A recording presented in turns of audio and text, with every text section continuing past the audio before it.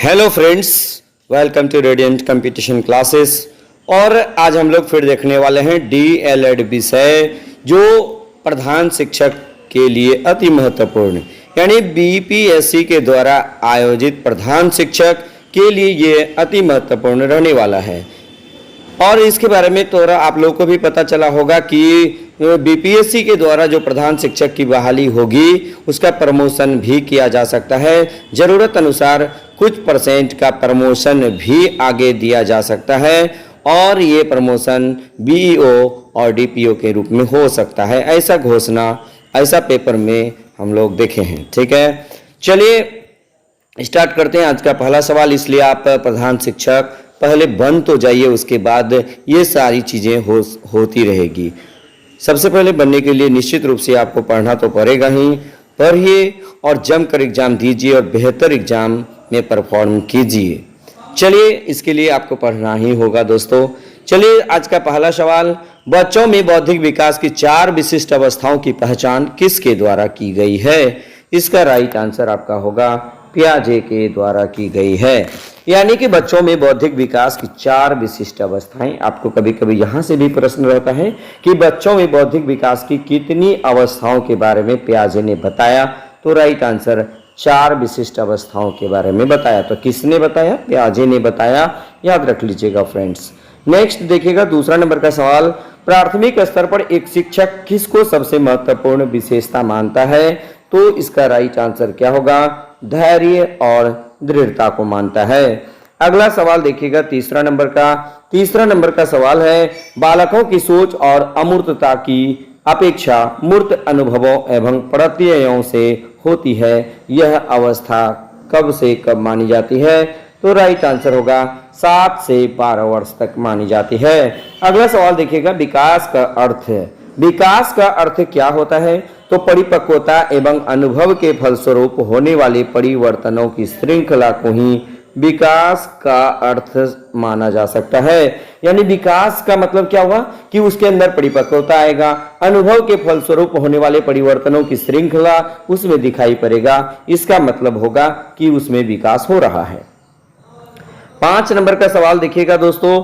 5 number है, खिलौनों की आयु कहा जाता है। खिलौनों की आयु किसे कहा जाता है?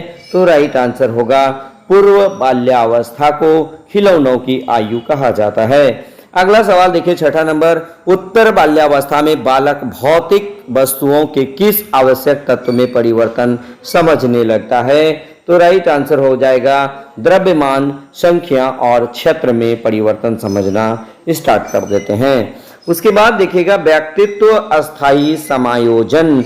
व्यक्तित्व अस्थायी समायोजन में आते हैं कौन कौन सा चीज आते हैं? राइट आंसर होगा पर्यावरण, जीवन और प्रकृति आते हैं। अगला सवाल देखिए 8 नंबर का, दूसरे वर्ष में अंत तक शिशु का शब्द भंडार, यानी दूसरे वर्ष के अंत तक देखिएगा कि शिशु का शब्द भंडार कितना हो जाता है? राइट आंसर हो जाएगा 100 हो जाता है। यानी दूसरे वर्ष के अंत तक यदि शिशु का शब्द भंडार देखा जाए तो 100 के आसपास पहुंच जाता है। अगला सवाल देख लीजिएगा, शर्म और गर्व जैसी भावनाएं। यानी कि 2 बातें देखिए, एक शर्म है, गर्व। ऐसी भावनाओं का जो विकास होता है बच्चों में किस अवस्था में होता है? तो इसका राइट आंसर होगा बाल्यावस्था में होता है।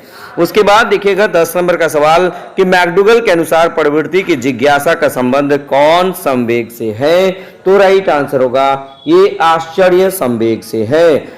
11 नंबर का सवाल देखिएगा, किस मनोवैज्ञानिक के अनुसार विकास एक सतत और धीमी प्रक्रिया है? यानी कि देखिए कथन आप लोगों को पूछा जा सकता है। कथन क्या है कि विकास एक सतत और धीमी प्रक्रिया है। यह किसका कथन है? तो यह स्किनर का कथन है। देखिएगा इस तरह के वीडियो से लगातार जो है सवाल आपके हेडमास्टर के एग्जाम में आए हुए हैं। निश्चित रूप से उनका सिलेबस और आपका सिलेबस थोड़ा सा अंतर है, लेकिन है एक ही चीज। आप इसको एक बार अच्छे से देख लीजिएगा। निश्चित रूप से परीक्षा में आपको यदि 10 नंबर भी आप इससे एक्स्ट्रा कर लेते हैं तो निश्चित रूप से और लोग को चित्त कर सकते हैं आप। ठीक है, चलिए अगला सवाल हम लोग देख लेते हैं 12 नंबर का सवाल। 12 नंबर कह रहा है क्या बाल्यावस्था अवस्था होती है? कहाँ तक होती है? ये 12 वर्ष तक बाल्यावस्था माना जाता है।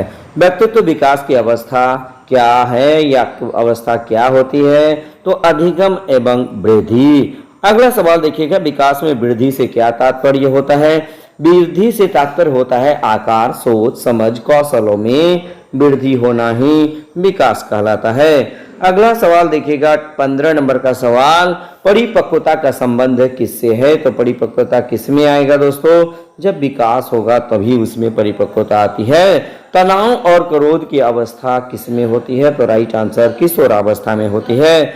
अगला सवाल देखिएगा, एक बच्चे की मानसिक आयु 12 वर्ष एवं वास्तविक आयु 10 वर्ष है तो उसकी बुद्धि लब्धि क्या होगी? राइट आंसर इसका होगा 120। अब सवाल उठता है इसके लिए फॉर्मूला क्या है? बुद्धि लब्धि बराबर मानसिक आयु बटा वास्तविक आयु, मानसिक आयु बटे वास्तविक आयु यानी तैथिक आयु गुना 100। इस फॉर्मूला से आप निश्चित रूप से आयु ये बुद्धि लब्धि निकाल सकते हैं। अगला प्रश्न देखिए 18 नंबर, शारीरिक विकास क्षेत्र है क्या है? तो ये देखिएगा स्नायु मंडल को शारीरिक विकास क्षेत्र माना जाता है। अगला सवाल है, मूल्यांकन किया जाना चाहिए, यानी मूल्यांकन क्यों किया जाना चाहिए? तो क्या होता है इससे बच्चों को सीखने के स्तर का ज्ञान होता है। स्तर यहाँ गलत लिखा है। चलिए अब देखिएगा, मूल्यांकन किया जाना चाहिए, क्यों किया जाना चाहिए? इसलिए कि बच्चों को सीखने के स्तर का ज्ञान होता है कि हमारा बच्चा कितना सीखा है। इसके लिए उसका मूल्यांकन समय समय पर किया जाना अति आवश्यक होता है। उसके बाद 20 नंबर का सवाल देखिएगा, शरीर के आकार में वृद्धि होती है क्योंकि शारीरिक और गत्यात्मक विकास होता है। नेक्स्ट देखिएगा 21 नंबर का सवाल, पियाजे के संज्ञानात्मक विकास सिद्धांत के अनुसार संवेदी क्रियात्मक अवस्था होती है ये जन्म से 2 वर्ष तक। नेक्स्ट देखिएगा, परामर्श का उद्देश्य होता है बच्चों को समझना, बच्चों की कमियों का पता लगाना और बच्चे को समायोजन में सहायता प्रदान करना। ये सभी बातें आप याद रख लीजिएगा। परामर्श का उद्देश्य क्या होता है? परामर्श यानी काउंसलिंग बच्चों को क्यों कराया जाता है बच्चों का? इससे बच्चों को समझना, बच्चे को आप समझ पाते हैं, बच्चों की कमियों का कारण पता लगा पाते हैं और बच्चों को समायोजन में सहायता प्रदान करना जो है ये परामर्श का उद्देश्य होता है, काउंसलिंग का उद्देश्य होता है। 23 नंबर का सवाल देखिएगा, बच्चों में नैतिकता की स्थापना के लिए सर्वोत्तम मार्ग क्या है? तो सर्वोत्तम मार्ग देखिएगा दोस्तों, ये बच्चों का आदर्श रूप में व्यवहार करना, ये बच्चों में नैतिकता की स्थापना का सर्वोत्तम मार्ग है। शिक्षक एवं शिक्षार्थी विद्यार्थी के मध्य संबंध होना चाहिए। किस तरह का संबंध होना चाहिए? तो देखिएगा दोस्तों, इसमें होना चाहिए स्नेह का, विश्वास का और सम्मान का, ये संबंध होना अति आवश्यक होता है। तो आज का लास्ट सवाल यानी मैं 25 सवाल का सेट देता हूं दोस्तों। आज ये 25वां सवाल, लास्ट सवाल देखिएगा, एक अच्छा विद्यार्थी, एक अच्छा अध्यापक विद्यार्थियों के मध्य बढ़ावा देता है। किस चीज को बढ़ावा देता है? एक अच्छा अध्यापक जो होगा, एक अच्छे टीचर जो होंगे, विद्यार्थियों के मध्य क्या चीज का बढ़ावा देगा? तो सहयोग की भावना को बढ़ावा देने का काम करता है। तो इस प्रकार दोस्तों आप लोगों के लिए मैं 25 प्रश्न का सेट यहाँ पे लाया। निश्चित रूप से आप 1 से 2 बार देख लीजिएगा, आपको याद होगा ही होगा और एग्जाम में आप बेहतर से बेहतर परफॉर्म कीजिए, मैं भी ईश्वर से प्रार्थना करता हूँ। बस आज के वीडियो में इतना ही। धन्यवाद।